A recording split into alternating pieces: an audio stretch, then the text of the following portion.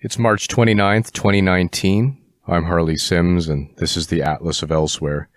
This is the first episode of a podcast dedicated to fiction, fantasy, alternate worlds, and all things imaginative. I'll be talking about films, shows, games, books, anything that I really wanted to look at a little deeper, and that I thought I could recommend to other people. This being the first episode, I'd wanted to talk a little about who I am, what I wanted to bring to the podcast, and how I hope for it to be a little different from some of the other stuff that's out there. I am a freelance writer and a former academic living in British Columbia, Canada.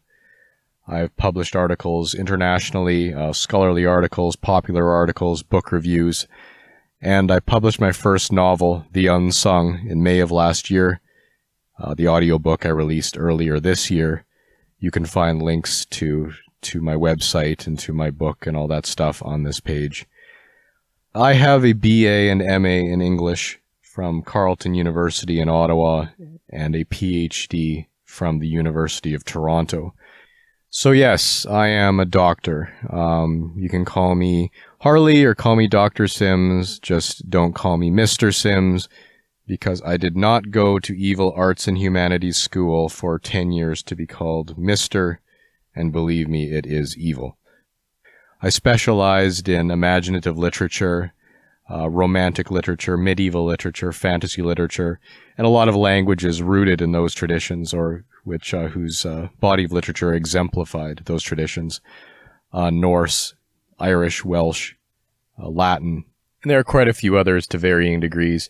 I don't want to overemphasize my academic training because I think a lot of fantasy fans understand that what makes fantasy immersive is how deeply subjective and personal it is.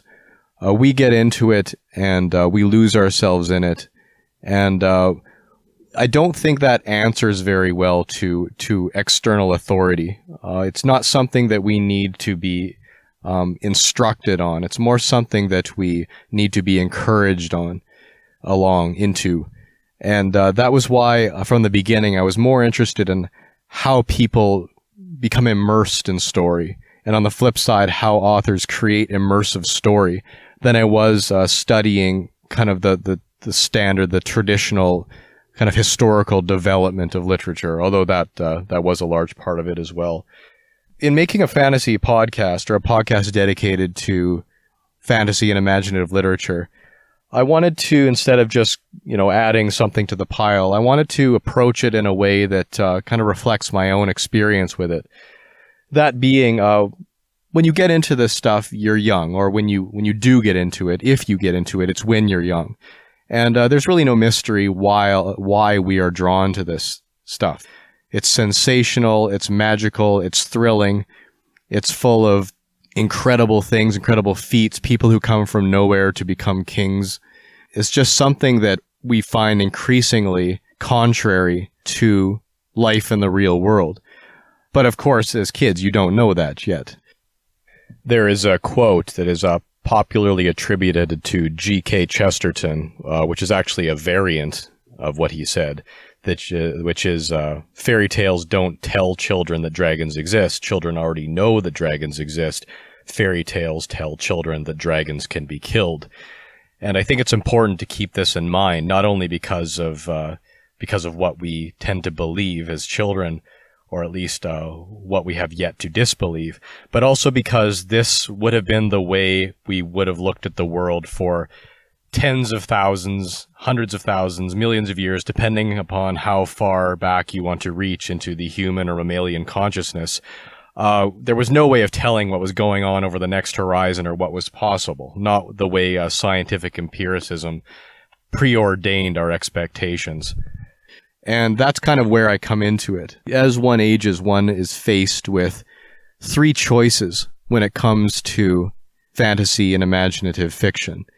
One can remain Peter Pan and continue to like it, increasingly force yourself to like it in a very simple way, a way that has not really changed much since it fascinated us at first. We can go watch the latest Marvel films at the theater with our children, and we can play games on the weekend and kind of put them down and then go back to our daily lives. Or experiencing a kind of a strain between maturity and those original interests, we can just drop them. I know some people have done that. It's kind of like, I'm sure parents have noticed, children lose interest in Thomas the Train at around 6 years old. Almost, it's just like a drop gate. Snap. Done. We're done with that. But the third option is to try to force one's interest to mature along with you, to look at things with a more critical eye and to recognize how the genre is changing and has changed along with the generations who most love it and who've grown up to shape it. And that has come to be the approach that I've taken, because you've probably noticed that certain stories themselves reflect these tensions and these choices. Peter Pan, of course, is one of them. Wendy Darling, as she gets back home, Mrs. Darling saying, "We always must leave the window open. There always must be an opportunity to go back to Neverland, even though it's not a place we can remain." And keep in mind that Peter Pan represents the completely naive, willfully imaginative child. Captain Hook is the one who has given up on all of it, wants to shut it all down. I wouldn't say he's the practical, down-to-earth person, but he is the person who has no time for whimsy. He's all about tyranny. He's not about play. That is a sort of person that turns his back on this stuff and no longer wants any magic of it to enchant or infect his life. If you remember the movie Labyrinth, you'll remember when Sarah comes back home after retrieving Toby from the labyrinth, and she sees Hoggle in her room, and he says, "If you should ever need us, call us." And that being, if you should ever need to come back to the world of imagination, let us know, because we know you've come back to the real world. It being part of the never-ending story when Bastian refuses to give the childlike empress her name because his father told him he needs to keep his feet on the ground. We see this even in the new Winnie the Pooh film, Christopher Robin, where, in midlife, these characters from his childhood come back to him.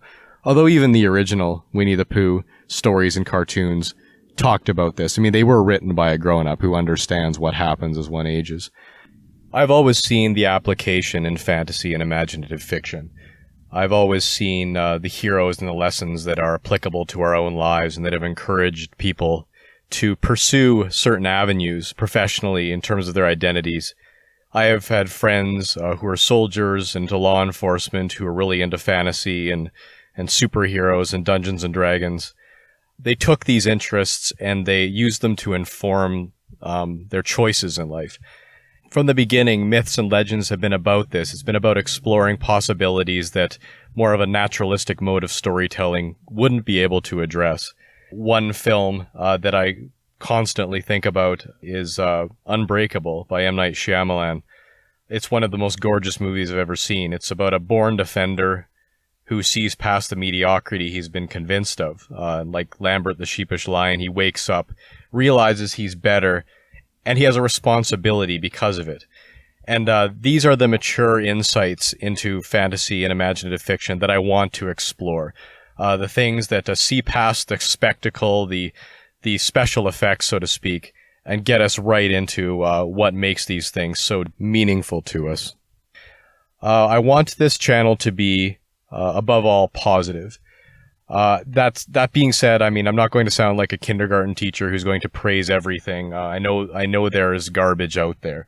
What it does mean, though, is that I will stick to things that I think are worthy of praise, that I think we can come together on. I don't want to get into the whole negative slagging that I think goes on a little too much.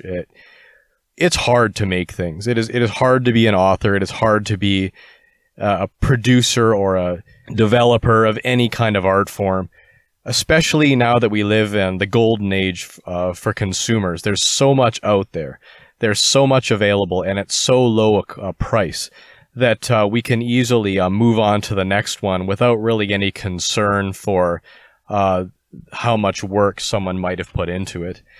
And I think it's important to talk about this stuff as though the people who made it were sitting right in front of us. which is the way we were supposed to be talking about things from the beginning, before sort of these anonymous social media slagging became possible. And I think it's burning people out, to tell you the truth. It takes a lot of energy, a lot of wind out of your sails to be negative. And I just want to keep this podcast buoyant because, let's face it, we get into this stuff because of the negativity we can't escape from. We escape into what is inherently positive because of what is inescapably negative. I want to avoid politics wherever possible. I know everything can be boiled down into politics. I know politics is inherent in everything. But I also know that politics are above all about governing people, about rallying forces, bringing certain ideas and policies to power. And that is about the common world, about the objective world, rallying minds to try to accomplish something.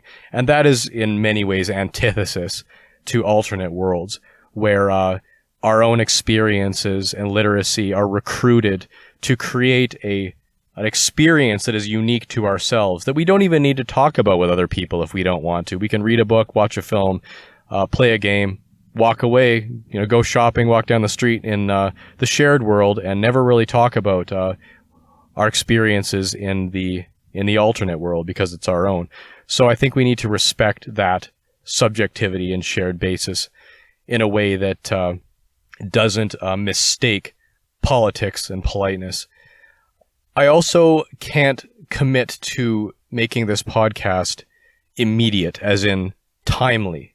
I can't keep up with, like many of us, the journalists and experts whose bread and butter are the newest and latest in products, materials, who get a hold of it a week before the rest of us, go through it, mull it over, and assess it before any of us have even laid eyes on it. That is not something that casual fans can do. I don't know about some of you, but I haven't appreciated material having been digested by a class of people before I've even got my hands on. I know that there is a lot of money to be made in hype. There's a lot of people who really want to know what the latest stuff is. But as a former academic, I also know that the material we most focus on and study is stuff that history has allowed us to shake down into its most valuable components. And it's not something we need to worry about spoilers or anything like that. We can sit down. We may have read it, seen it several times. It's been sitting in our heads for years in some cases. And we can just talk about it without worry about immediacy. I have other responsibilities like everybody does, and I would much rather get really deeply into a few things than try to spread myself out widely enough to cover all of it. And of course, there are lots of podcasts out there that are dedicated to the industry and to the new material.